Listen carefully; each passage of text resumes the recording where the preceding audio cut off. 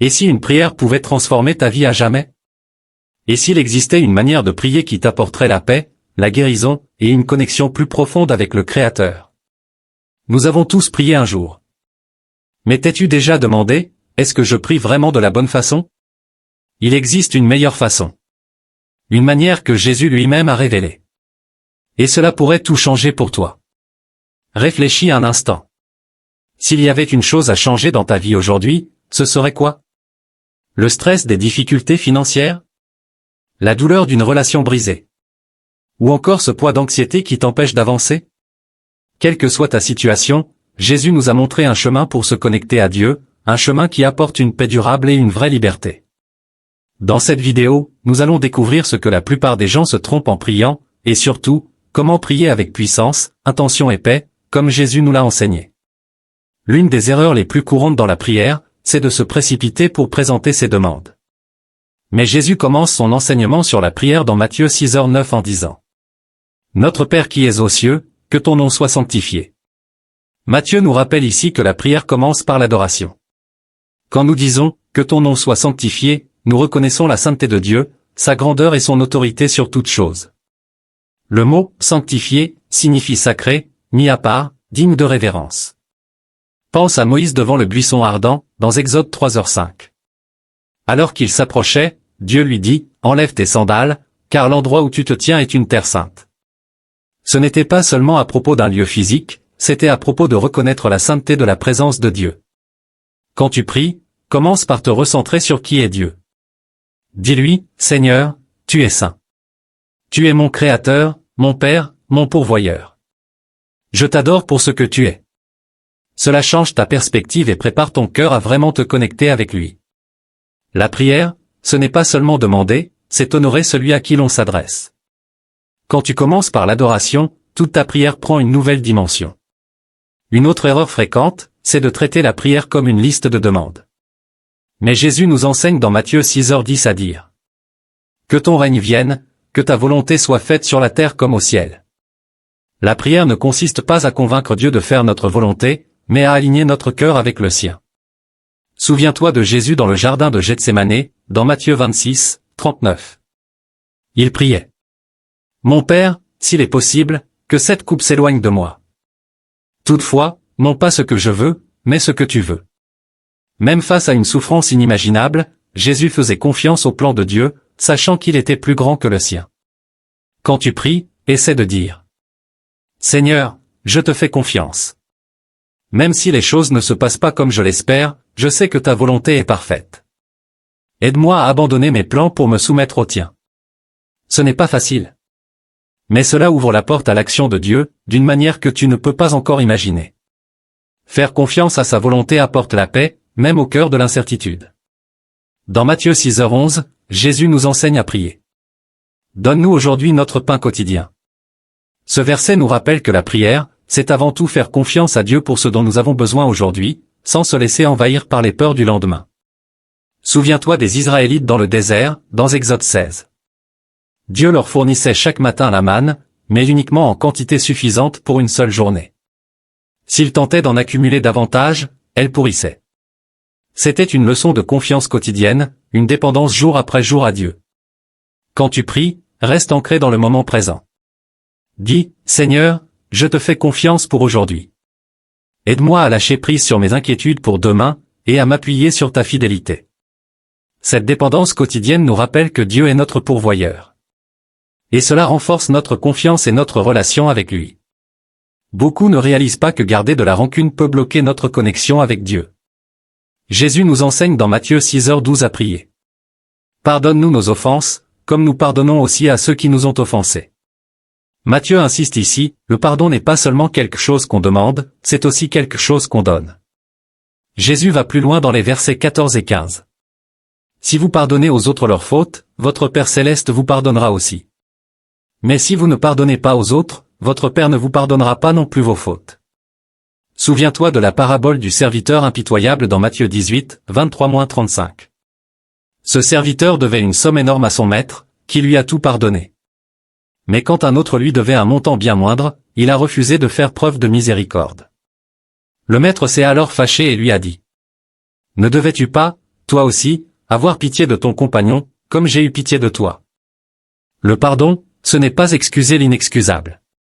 C'est se libérer de l'amertume pour faire de la place à la grâce de Dieu. Quand tu pries, dis: Seigneur, je remets cette personne entre tes mains. Guéris mon cœur et apprends-moi à marcher dans ta grâce. Libérer le pardon ouvre la porte à la guérison et à la paix. Beaucoup oublient aussi que nous ne sommes pas faits pour affronter seuls les épreuves de la vie. Jésus nous rappelle dans Matthieu 6h13. Ne nous laisse pas entrer en tentation, mais délivre-nous du mal. Ici, Matthieu nous montre que la prière ne consiste pas uniquement à demander des bénédictions, mais aussi à rechercher l'aide de Dieu dans nos combats. La tentation peut prendre bien des formes. Celle d'abandonner, de répondre par la colère, ou de s'éloigner du chemin de Dieu. Quelle que soit sa forme, nous ne sommes pas assez forts seuls pour y faire face. Pense à Joseph, dans Genèse 39, face à la tentation venant de la femme de Potiphar. Il n'a pas essayé de gérer la situation par ses propres forces, il a fui, plaçant sa confiance en Dieu pour le guider et le protéger. Sa foi en l'aide divine l'a gardé loin du péché. Quand tu pries, dis: Seigneur, je ne suis pas assez fort par moi-même. Aide-moi à rester sur le chemin que tu as tracé pour moi. Protège-moi de tout ce qui pourrait nuire à ma foi. Cette prière nous rappelle que Dieu est notre bouclier. Il ne nous demande pas de livrer nos batailles seuls, mais de lui faire confiance pour nous guider et nous délivrer. Enfin, Jésus enseigne que la prière doit être personnelle et intime, pas une démonstration publique.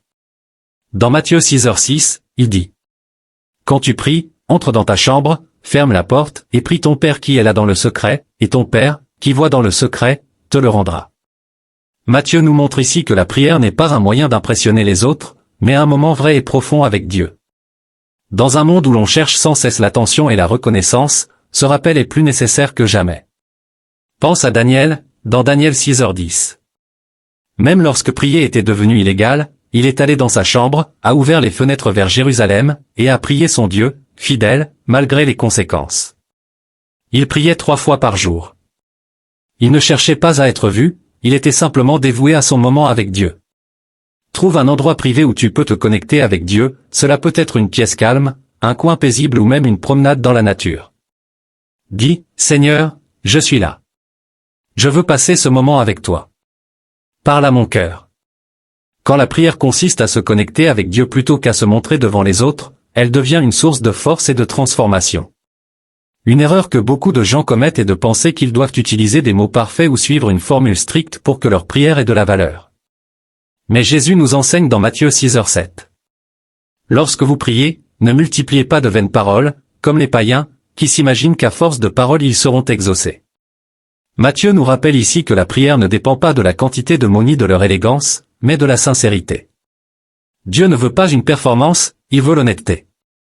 Pense à Anne dans un Samuel 1, 10-13.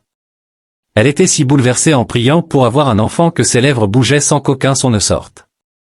Le prêtre Élie pensa qu'elle était ivre, mais Dieu vit sa sincérité et exauça sa prière en lui donnant un fils.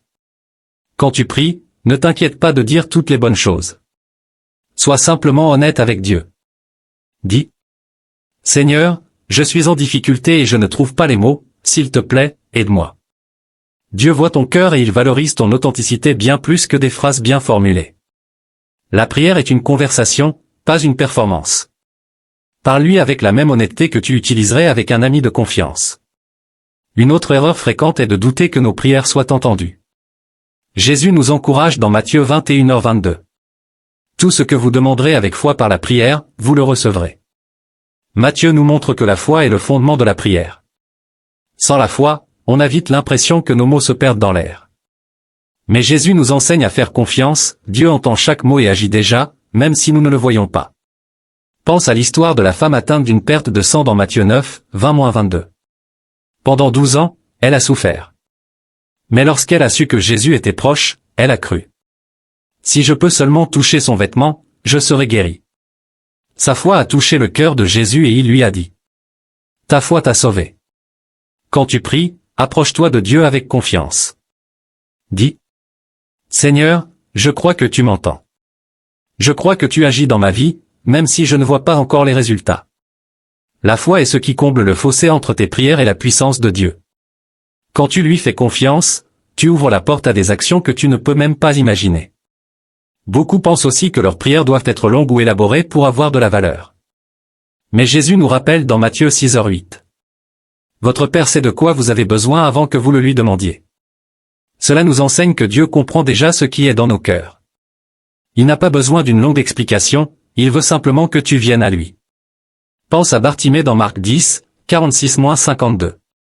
Quand Jésus lui a demandé « Que veux-tu que je fasse pour toi ?» Bartimée n'a pas fait un long discours. Il a simplement dit « Rabbi, je veux voir. » Et Jésus l'a guéri. Quand tu pries, laisse tes mots venir naturellement. Dis « Seigneur, merci pour aujourd'hui. S'il te plaît, guide-moi et aide-moi dans ce que je traverse. » La prière n'a pas besoin d'être compliquée. Les prières les plus puissantes sont souvent les plus simples. Dieu s'intéresse plus à ton cœur qu'à ton vocabulaire. Fais-lui confiance, il t'entend, peu importe la simplicité de tes mots. Une autre erreur que nous faisons souvent en prière est de ne nous concentrer que sur ce qui nous manque ou ce dont nous avons besoin. Mais Jésus nous montre la puissance de la gratitude dans la prière. Même si ce n'est pas explicitement dit dans le Notre Père, la gratitude est présente dans tout ce qu'il nous enseigne. Paul le souligne aussi dans 1 Thessaloniciens 5h18. Rendez grâce en toutes choses, car c'est la volonté de Dieu pour vous en Jésus-Christ. Jésus nous montre cela lorsqu'il nourrit les 5000 dans Matthieu 14h19. Avant de distribuer les pains et les poissons, il rend grâce à Dieu. Il ne s'est pas contenté d'attendre que le miracle ait lieu, il a remercié Dieu avant de voir la provision. Quand tu pries, prends le temps de remercier Dieu pour les bénédictions que tu as déjà. Dis « Seigneur, merci pour ta fidélité. Merci pour tout ce que tu fais, même ce que je ne vois pas encore. » Il priait 3 fois par jour. Il ne cherchait pas à être vu, il était simplement dévoué à son temps avec Dieu. Trouve un endroit privé où tu peux te connecter avec Dieu, cela peut être une pièce calme, un coin paisible ou même une promenade dans la nature. Dis, Seigneur, me voici.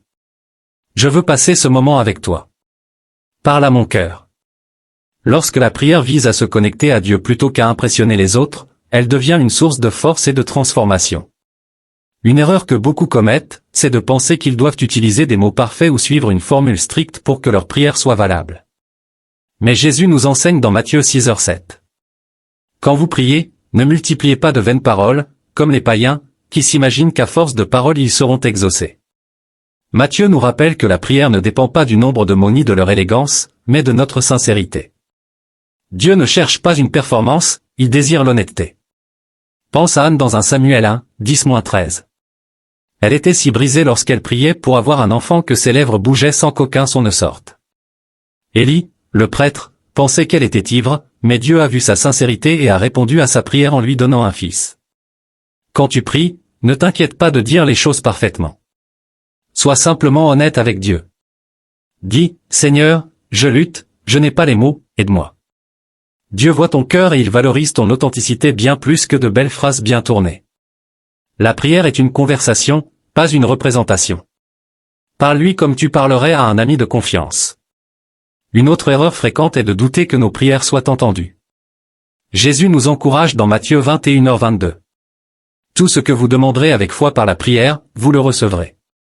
Matthieu nous montre ici que la foi est la base de la prière. Sans foi, il est facile de penser que nos paroles s'envolent dans l'air. Mais Jésus nous enseigne à croire que Dieu entend chaque mot et agit, même quand nous ne voyons rien. Pense à la femme atteinte de perte de sang dans Matthieu 9, 20-22. Pendant 12 ans, elle a souffert. Mais lorsqu'elle a entendu que Jésus était proche, elle a cru, si je peux seulement toucher son vêtement, je serai guéri. Sa foi a poussé Jésus à agir, et il lui dit, ta foi t'a guéri. Quand tu pries, approche-toi de Dieu avec confiance. Dis, Seigneur, je crois que tu m'entends. Je crois que tu agis dans ma vie, même si je ne vois pas encore les résultats. La foi comble le fossé entre ta prière et la puissance de Dieu. Quand tu lui fais confiance, tu ouvres la porte à des choses que tu ne peux même pas imaginer. Beaucoup pensent qu'il faut que les prières soient longues ou élaborées pour qu'elles comptent. Mais Jésus nous rappelle dans Matthieu 6h8. Votre Père sait de quoi vous avez besoin avant que vous le lui demandiez. Matthieu nous enseigne que Dieu connaît déjà ce qu'il y a dans nos cœurs. Il n'a pas besoin de longues explications, il veut simplement qu'on vienne à lui. Pense à Bartimée dans Marc 10, 46-52. Quand Jésus lui demande, « Que veux-tu que je fasse pour toi ?» Bartimée ne fait pas un long discours. Il dit simplement, « Rabbi, que je retrouve la vue. » Et Jésus le guérit. Quand tu pries, laisse tes paroles venir naturellement. Dis, « Seigneur, merci pour aujourd'hui. S'il te plaît, guide-moi et aide-moi dans ce que je traverse. » La prière n'a pas besoin d'être compliquée. Les prières les plus puissantes sont souvent les plus simples. Dieu s'intéresse davantage à ton cœur qu'à ton vocabulaire. Fais-lui confiance, il t'écoute, peu importe la simplicité de tes mots. Une erreur que nous faisons souvent dans la prière est de ne nous concentrer que sur ce qui nous manque ou ce dont nous avons besoin. Mais Jésus nous montre la puissance de la gratitude dans la prière. Même si ce n'est pas explicitement dit dans le Notre Père, la gratitude est présente dans tout ce qu'il nous a enseigné. Paul fait écho à cela dans 1 Thessaloniciens 5h18. Rendez grâce en toutes choses, car c'est la volonté de Dieu pour vous en Jésus-Christ. Jésus montre cela lorsqu'il nourrit les 5000 dans Matthieu 14h19. Avant de distribuer les pains et les poissons, il rend grâce à Dieu. Il ne remercie pas après le miracle, mais avant même de voir la provision. Quand tu pries, prends le temps de remercier Dieu pour les bénédictions que tu as déjà. Dis, « Seigneur, merci pour ta fidélité. Merci pour la manière dont tu as déjà pourvu. Et pour la paix que tu m'as donnée. » La gratitude transforme ta perspective. Elle t'aide à te concentrer sur la bonté de Dieu plutôt que sur ce qui te manque, et elle ouvre la porte à encore plus de bénédictions. Déclaration puissante de foi. La parole de Dieu est vivante et active, et lorsque tu la proclames, tu invites sa puissance dans tes circonstances. Pense à la manière dont Jésus a utilisé les Écritures pour traverser les épreuves de la vie. Dans Matthieu 26, 39, alors qu'il s'apprêtait à affronter la croix, il pria. « Non pas ma volonté, mais la tienne. » Ainsi, il faisait écho au plan ultime de salut de Dieu. Jésus connaissait la parole de Dieu et il s'y appuyait, même dans les moments de profonde angoisse. Lorsque tu pries, trouve des versets dans la Bible qui correspondent à ta situation et proclame-les à haute voix. Par exemple, « Seigneur, tu dis que tu pourvoiras à tous mes besoins selon ta richesse, avec gloire, en Jésus-Christ. » Philippiens 4h19. Je me confie en ta provision. Cette pratique donne de la profondeur et de l'assurance à ta prière, car elle affirme la volonté de Dieu pour ta vie à travers la vérité de sa parole. Comme nous l'avons exploré dans ces étapes, souviens-toi que la prière n'est pas juste un rituel ou une suite de mots. C'est une conversation puissante avec le Créateur. Un moyen d'aligner ton cœur avec celui de Dieu, d'accueillir la paix, la clarté, et de placer ta confiance en sa volonté. Jésus nous a enseigné comment prier, et lorsque nous suivons son exemple, nous invitons une connexion personnelle et profonde avec Dieu, une connexion qui nous transforme, nous et nos circonstances. Imagine comment ta vie pourrait changer si tu abordais la prière avec ces principes. Adorer Dieu. Abandonner ta volonté. Chercher la provision quotidienne. Pardonner aux autres. Faire confiance à son timing. Et demander la sagesse. Ta vie de prière pourrait devenir une source de force, d'espérance, et de percée spirituelle. Prions ensemble. Prends un instant, là où tu es. Que cette prière soit ta déclaration de confiance, d'abandon et d'espérance en la bonté de Dieu. Que ces mots te rappellent qu'il est toujours à l'écoute, toujours présent, et toujours à l'œuvre dans ta vie. Père Céleste. Merci pour le privilège de la prière. Merci parce que nous pouvons venir devant toi. Non comme des étrangers, mais comme tes enfants. Ayant besoin de ton amour, de ta direction et de ta force. Seigneur, nous t'adorons pour qui tu es. Saint, puissant et miséricordieux. Nous te louons pour ta grandeur. Et pour ta présence constante dans nos vies. Aujourd'hui, nous abandonnons notre volonté à la tienne. Aide-nous à aligner nos cœurs avec le tien. En ayant confiance que tes plans sont toujours pour notre bien. Nous croyons que tu pourvoiras à nos besoins aujourd'hui. Nous relâchons nos inquiétudes pour demain. Et nous nous reposons dans ta fidélité. Seigneur, nous pardonnons à ceux qui nous ont blessés. Aide-nous à laisser aller l'amertume. Et à embrasser ta grâce. Nous t'invitons dans nos luttes. Sachant que tu nous guideras à travers elles. Nous croyons que tu es notre protecteur et notre guide. Apprends-nous à prier avec le cœur. Non par habitude. Que nos prières soient remplies de sincérité et d'authenticité. Nous croyons que tu nous entends. Et nous te faisons confiance pour répondre à nos prières en ton parfait temps. Seigneur, nous te demandons aussi la sagesse. Aide-nous à faire des choix qui t'honorent. Et qui nous rapprochent de ton but pour nos vies. Merci, Père, pour ton amour, ta sagesse et ta grâce. Nous attendons avec des cœurs remplis d'espérance. Sachant que tu es toujours à l'œuvre dans nos vies. Au nom de Jésus, nous prions. Amen.